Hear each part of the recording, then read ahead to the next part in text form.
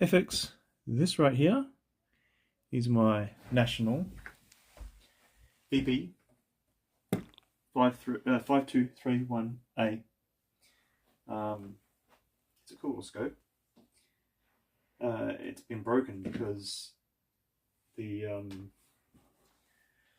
wafer dial for the time div, this die got broken and I had to replace the shaft, so I had to rebuild the wafers. And of course, silly me in my ADHD brain, I just stopped fiddling with things, so I thought that was another fidget toy, and I paid the price. I had to realign them again.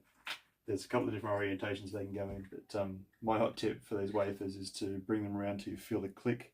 That's your first click, your first detent that will control it. Anyway, I can now test my little frequency generator that I built. Got a square wave, sine wave, and we can change the amplification, or the amplitude I should say, and you can see that we get a bit of cutoff. So if we bring that down to a smooth sine wave, we can also spread it out. We'll bring it in, so that's a higher frequency, lower frequency, and then this is our, we've got coarse and fine, so this is our coarse adjustment, and we've got a finer adjustment. It looks like a spring. We can make it taller by doing that. That one, sorry. Make it even taller again by doing that, and then we move this down here. If you've never used a scope before, there's two different settings you need to do. As you can see here, we don't see this, so we actually have to change the couple of the settings so that we can actually fit this other signal on the screen. So you have volt division. This is how high or how many volts you want per division.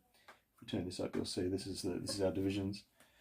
So you can line this up down on this line here, and you can say, all right, we're on 0.2 volts per division, so that's 0.4 volts, 0.8 volts, all right, what, 0.9 volts, something like that, I guess, coming out of this.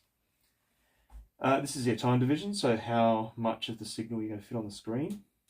You can fit more time in the screen or less time in the screen. So less of a sample in the screen. Yeah, so that's your basic settings, and most scopes will put out a test signal that is a square wave. It's on a different frequency than this one, obviously. There it is there, and we'll just go for a higher,